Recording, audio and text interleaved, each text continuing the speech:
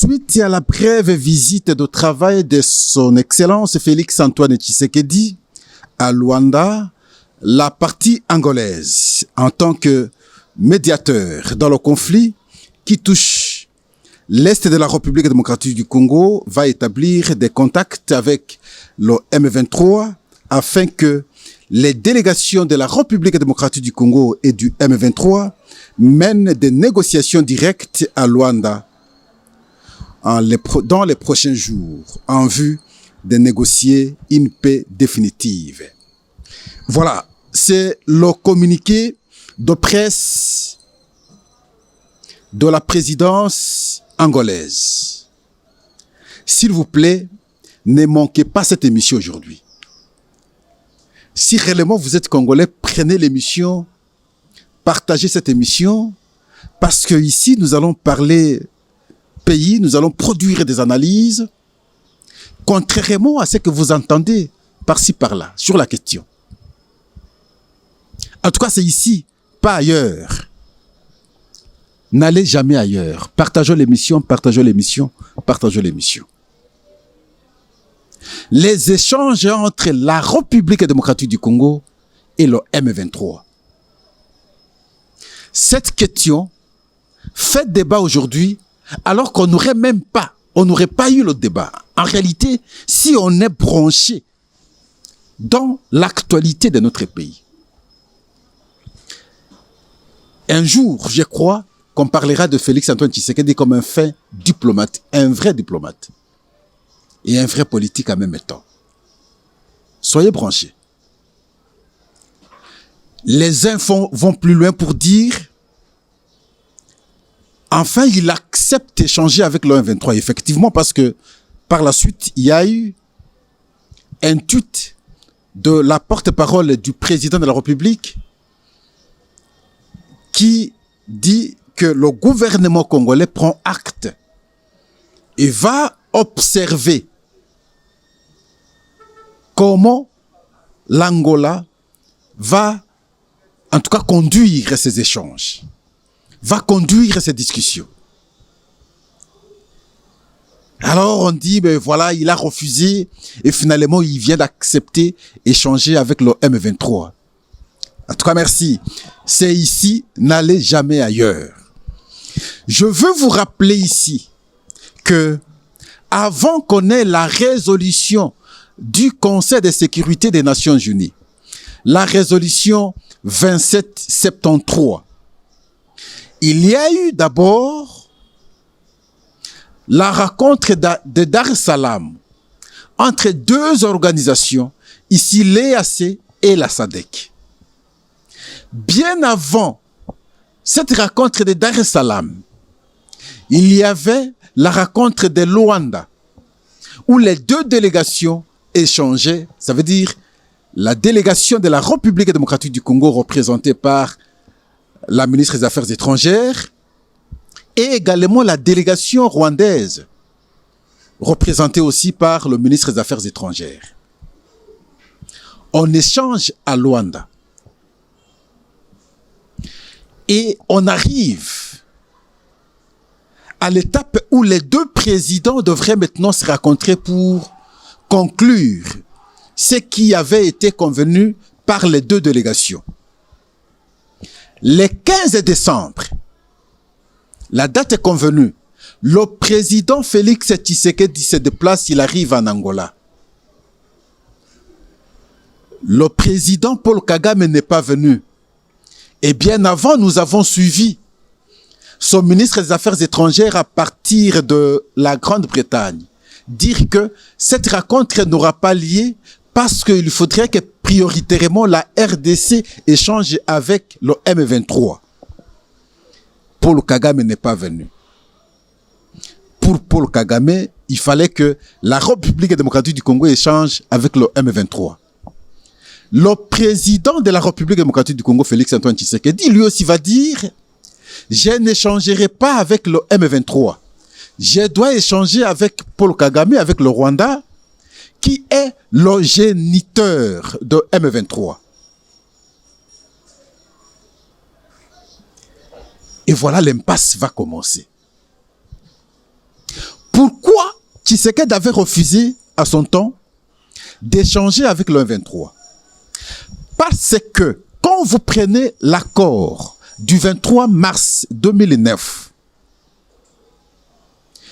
qui va évoluer jusqu'à créer le M23, qui n'est qu'une revendication de l'application de cet accord signé à cette date-là, et ça va nous conduire finalement aux 3 déclarations de Nairobi devant le secrétaire général des Nations Unies, Ban Ki-moon. Dans ces 3 déclarations, comme dans l'accord signé le 23 mars 2009, voici les revendications qui reviennent. La première revendication pour le M23, l'intégration politique de ces acteurs dans les institutions. Deuxième revendication, l'intégration militaire de ces éléments dans le corps armé. Troisième revendication, le retour des réfugiés congolais, Tutsi, au Rwanda et en Ouganda. Quatrième revendication, la création d'une zone tampon ou zone commerciable à l'Est. Et cinquième revendication, la création d'une police qui sera constituée par plusieurs membres Tutsi afin de sécuriser cette zone. Et quand Tshisekedi a vu ça, il a dit « Je ne saurais pas appliquer cela parce que sinon, surtout dans le volet militaire, on va encore faire de brassage, on va encore faire de mixage, ça va encore détruire davantage notre armée et on aura encore des infiltrations. » Donc, je dois, moi, échanger avec Paul Kagame. Dans les discussions des SADC, parce qu'il y a 2 organisations dans la sous-région, les discussions de la SADC, on a bien voulu que le Rwanda échange avec la République démocratique du Congo. Mais par contre, dans l'EAC, comme là c'est composé des nélotiques, et là on dit, parce qu'influencé par la politique de Paul Kagame, il faut que la RDC échange avec le M23.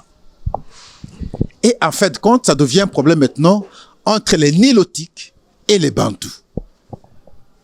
Comment trancher? Et vous allez vous rappeler que nous vous avons dit,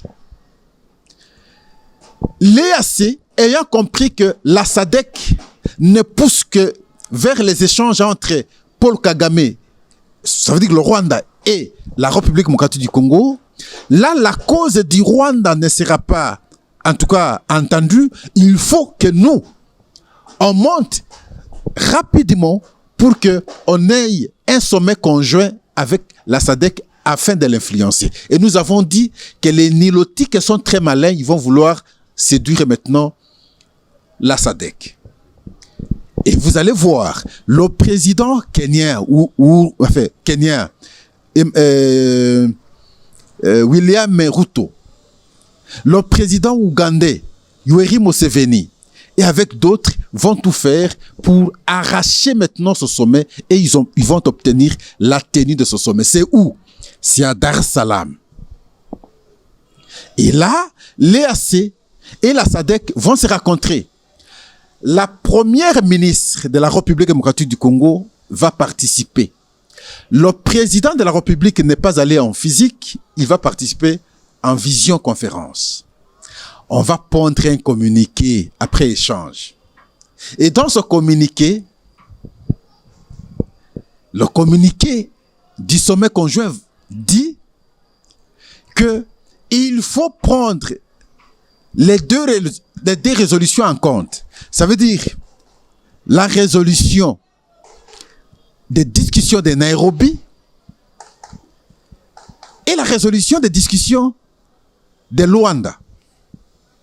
Substantiellement, ça veut dire quoi? Et donc, nous acceptons, après échange entre les deux communautés, deux organisations, l'EAC et SADC, que la RDC échange avec le M23 et échange aussi avec le Rwanda.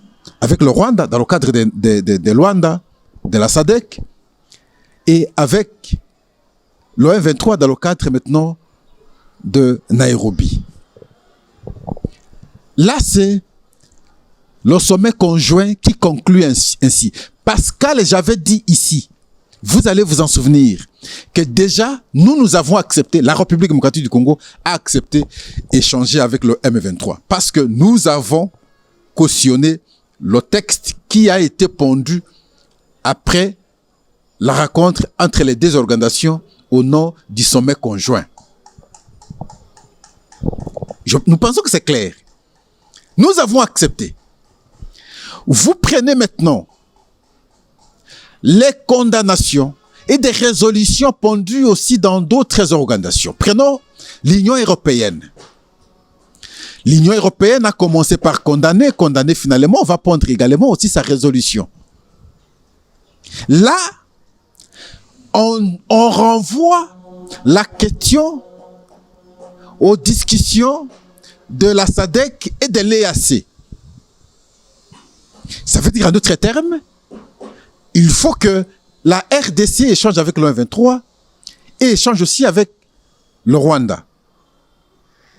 Renvoyer la question à la SADC et à l'EAC voudrait dire simplement échanger avec le M23, échanger également avec le Rwanda. Pourquoi on échange avec le Rwanda? Parce que le monde entier aujourd'hui, tout le monde a constaté la présence physique des militaires rwandais. Et c'est comme ça que le monde entier s'est condamné le Rwanda. C'est les militaires rwandais qui sont sur le sol congolais et on parle exactement de l'agression et nous parlons très correctement, parfaitement de l'occupation de notre pays. Et donc, c'est les militaires rwandais qui sont là. Il n'y a pas de débat, il n'y a pas à discuter. Et même Paul Kagame ne savait plus nier, il ne savait que confirmer et lui trouver un prétexte sur le dossier de FDLR. Tant qu'on n'aura pas désarmé les FDLR, tant qu'on n'aura pas neutralisé les FDLR, nous allons continuer à aller sur le sol congolais pour traquer les FDLR. Mais en fin de compte, nous avons compris qu'il s'agit ici des accords conclus avec l'Union européenne et l'Union européenne a fini par affirmer effectivement, et vous voyez aujourd'hui les différentes déclarations des différents pays pour rompre maintenant les relations avec le Rwanda sur cette question de l'appui du Rwanda sur son armée et par la suite l'exploitation des minerais stratégiques sur le sol congolais. Là, l'Union européenne, on a renvoyé la question à la sous-région, aux organisations de la sous-région, entre autres ici la SADC et l'EAC. La résolution du Conseil de sécurité des Nations Unies. Lisez attentivement la résolution. La résolution 2773, comme disent les Français, 2773. C'est pratiquement la même chose. D'un côté, on condamne clairement le Rwanda du fait d'avoir violé l'intégrité territoriale de notre pays, du fait d'avoir violé les droits internationaux, du fait d'avoir envoyé ses militaires sur le sol congolais, du fait d'avoir occupé maintenant les espaces en République démocratique du Congo, le Rwanda mérite des condamnations fermes. Et déjà, anticipativement, les États-Unis ont condamné James Kabarebe et le porte-parole de M23. Dans la résolution, on renvoie la question aussi aux organisations de la sous-région. Ça veut dire la SADC et l'EAC. Tout en condamnant le Rwanda, tout en condamnant les massacres, les tueries, les exécutions sommaires. Bref, pour nous, le génocide que les Congolais ont connu plutôt à Goma, un génocide commis par les Rwandais. Voilà pourquoi, pour Tshisekedi, pour la République démocratique du Congo, c'est là que je comprends il sait comprendre la question. Cette question de l'Est, cette question de l'agression, cette question de l'occupation, cette question rwandaise, si vous n'êtes pas pointu, il est difficile de comprendre beaucoup de questions entre les lignes. Comme on s'en tient à l'application intégrale avec contrainte de la résolution du Conseil de sécurité des Nations Unies, nous ne pouvons pas, nous, ne pas maintenant, en tout cas, s'accommoder à l'esprit de la résolution qui a voulu que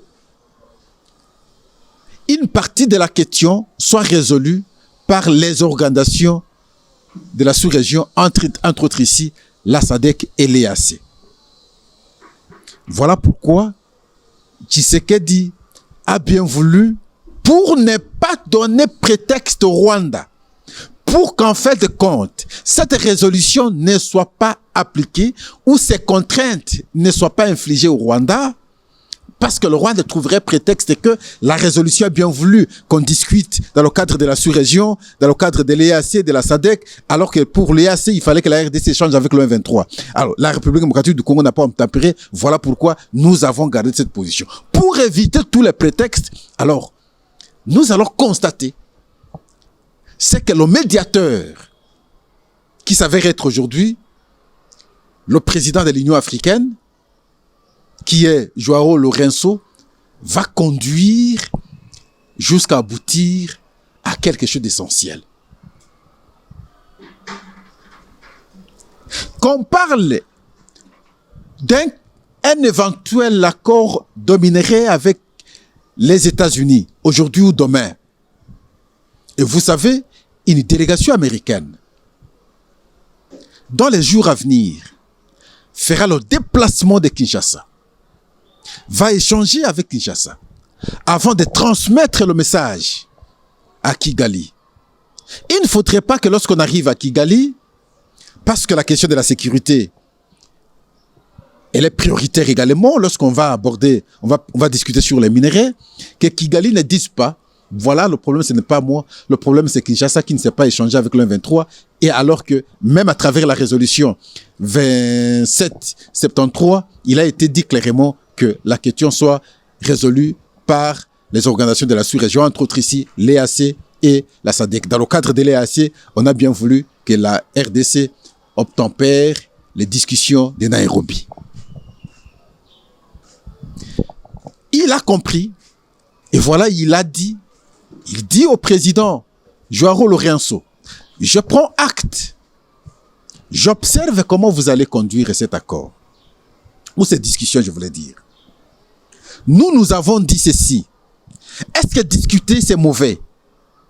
Non. Nous, on n'a jamais... Moi, dans le cadre de notre échange ici, que ce soit l'initiative des prêtres, nous avons toujours dit que c'est une bonne initiative, mais seulement ils ont exagéré un peu, ils sont sortis du cadre normal. Et c'est comme ça qu'à un certain moment, nous, on ne savait pas les appuyer. Que ce soit avec le 1-23, nous avons toujours dit, mais ce n'est pas qu'on va appliquer l'intégralité de ce qui a été les 3 déclarations de Nairobi. Encore que tous ces textes ont été signés, pas avec Tshisekedi et son régime aujourd'hui, mais plutôt avec le régime passé de Joseph Kabila. Mais comme les hommes passent et les institutions restent, la continuité des institutions, et voilà pourquoi on endosse cette responsabilité. Tout en endossant cette responsabilité, on ne nous interdit pas de discuter sur les nouvelles clauses. On peut bien discuter sur les nouvelles clauses. Entre autres, pour nous, refuser, par exemple, le volet de l'intégration militaire dans le corps militaire. Ça va encore occasionner de mixage et de brassage, ça va encore compliquer les choses. On peut mettre cela comme un veto. On peut tout accepter sauf ça. On peut refuser aussi le retour prétexté de réfugiés rwandais. Ça, c'est une question hyper importante pour le Rwanda. Vous savez pourquoi? Parce que pour le Rwanda, déverser sur le sol congolais plus de 100 000 personnes, déverser sur le sol congolais plus de 300 000 personnes, c'est gagner le pari, gagner des espaces. Parce qu'en fait, à long terme, ils vont se revendiquer, ils vont réclamer l'autonomie. Et comment comprendre? Nous, on n'a jamais compris que tous ces gens ne soient que des toutis. Et Paul Kagame, à son temps, comme nous vous avons toujours dit, est intervenu sur France 24 pour dire « Chez moi, j'héberge 100 000 toutis congolais. Je ne saurais pas continuer à les héberger chez moi au Rwanda. » Et en Ouganda, on héberge au moins 300 000. Et donc, ils devraient maintenant rentrer chez eux. Ici, chers membres de la communauté, nous vous avons expliqué que nous avons été piégés par notre naïveté. Nous ne savons pas naviguer dans le temps, nous sommes plus dans le présent. La question de pièces d'identité. Nous nous sommes embrouillés nous-mêmes ici, non, il y a eu détournement. Et alors que ça a été une stratégie pour nous bloquer, aujourd'hui, nous n'avons pas de pièces qui peuvent justifier que tel est congolais, tel ne l'est pas. Si ces outils doivent entrer en République démocratique du Congo, sur base de quels éléments nous allons dire qu'ils ne sont pas congolais? Même les militaires, si ces militaires rwandais s'habillent maintenant en tenue congolais, ils se disent qu'ils sont congolais. Sur base de quels éléments nous allons dire qu'ils ne sont pas congolais? Regardez comment nous sommes naïfs. Un pays à part au monde, jusqu'à ce jour, nous n'avons pas de pièces d'identité. Nous sommes pris aujourd'hui. Nous sommes dans le piège. Pascal, je dis toujours des choses de manière plus anticipée. C'est avec le temps que les gens comprennent. Nous sommes aujourd'hui rattrapés. Comment, à travers les négociations qui pourront avoir lieu, nous serons à mesure de dire tel est congolais, tel ne l'est pas. En tout cas, merci. N'allez jamais ailleurs. C'est ici. Nous devons analyser. Permettez-moi que non, c'est compliqué. Vous aurez le deuxième volet maintenant d'analyse. En tout cas, merci. C'est ici, n'allez jamais ailleurs. Et c'est là que le problème va commencer aussi entre Corneille Nangaa et le camp Bissimois et le reste. À quel niveau? Parce que lorsqu'on rentre à Nairobi, Pascal, je ne vois pas Corneille Nangaa. Les revendications de Corneille Nangaa ne sont pas dans les résolutions, dans les textes signés à Nairobi. À Nairobi, on a signé ces textes le 12 décembre 2013. Avant le 12 décembre 2013, il y a eu des discussions de Kampala qui ont failli aboutir.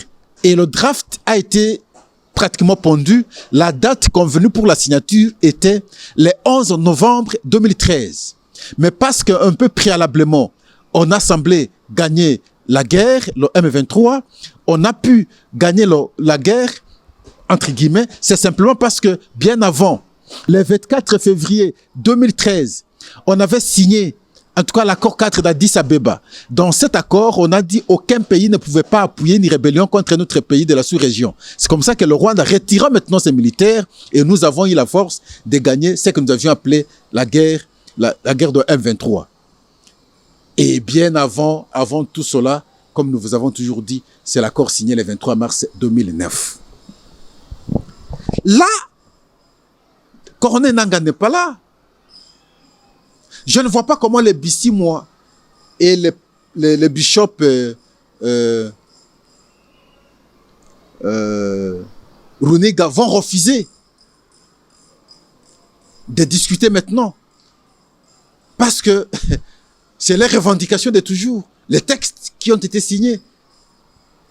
Ils ne peuvent pas refuser. Mais Corneille Nangaa, dans ses revendications contenues dans les déclarations de Nairobi, les raisons qui ont milité qu'ils prennent les armes ne se retrouvent pas. Est-ce qu'on va encore ouvrir les discussions pour intégrer ces revendications? C'est là le problème. C'est là le problème. Ouvrir encore des négociations pour intégrer les revendications des 23 afin que les discussions puissent continuer. Alors, ne pas ouvrir, ce sera la séparation d'entre le M23 et l'AFC de Corneille Nangaa. Parce que le M23 aura déjà trouvé ce qui est important pour son combat depuis longtemps. Et dans ces revendications, on ne retrouve pas les revendications de l'AFC de Corneille Nangaa. C'est vers là que nous tendons. Voilà pourquoi substantiellement, quand quelqu'un dit, Tshisekedi a dit ceci hier, aujourd'hui, il a changé de position, si la personne ne sait pas analyser la question, il va se limiter à une lecture très prosaïque.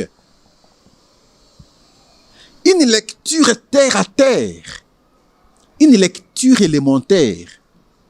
Alors qu'il faut une lecture approfondie pour comprendre les contours et les stratégies dans les actes posés par Félix-Antoine Tshisekedi. Parce qu'à partir de ce moment-là, aucun prétexte ne sera avancé pour donner faute à la République démocratique du Congo.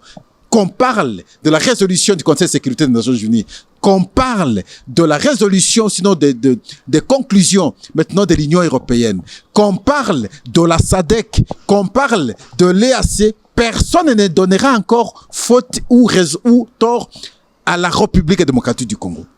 Si les choses ne seront pas conclues, donc le problème sera au Rwanda, le problème sera au M23, le problème sera à l'AFC. À condition qu'on discute bien. Mais déjà, comprenez que dans son intelligence, déjà demain, il y aura une rencontre en Afrique du Sud entre une délégation de l'Union européenne et une délégation de l'Union africaine sur bon nombre de questions, entre autres ici la question de la République démocratique du Congo. Déjà maintenant, avec ce qui est donné par l'Angola, c'est une bonne réponse à toute hésitation de l'application de la résolution 2773 du Conseil de sécurité des Nations Unies. Il y a une autre rencontre prévue, je ne sais pas aujourd'hui ou demain, dans le cadre de la SADC. Dans le cadre de la SADC, on va aussi pousser les échanges entre la République démocratique du Congo et le Rwanda. Ce n'est pas parce que dans le cadre ici de l'EAC, on a bien voulu qu'on échange au regard des discussions de Nairobi, qu'on ne va pas échanger dans le cadre de la SADC avec le Rwanda. Non, là aussi, il y a l'ouverture, on doit aussi échanger avec le Rwanda, et c'est comme ça qu'aujourd'hui, demain, il y aura dans le cadre de la SADC une rencontre qui va apprécier aussi le temps d'échange entre la RDC et le Rwanda. C'est pas complet? Je crois que c'est intelligent. Je crois que c'est sage. De mon point de vue, Monsieur Tshisekedi, je vous apprécie à ce point. Le président de la République, Pascal, vous apprécie dans la manière de mener une diplomatie stratégique. En tout cas, merci. Je pense que vous nous avez compris. Vous êtes éclairés. Il n'y aura plus de zones d'ombre dans la compréhension de la question. Vous n'allez pas argumenter sur cette question comme tout le monde, et monsieur tout le monde. Vous aurez en tout cas des angles à pouvoir ajuster les propos à travers la réalité des échanges qui ont précédé cette décision. Entre autres ici, le mini-sommet de Dar es Salaam, la résolution 2773, les conclusions de l'Union européenne, mis ensemble, on a bien voulu que la République démocratique du Congo, la question de la République démocratique du Congo soit résolue par les organisations, ici la SADC et l'EAC. Dans l'EAC, c'est nos échanges à Nairobi avec le M23, et dans la SADC, c'est nos échanges avec le Rwanda. Et voilà en substance.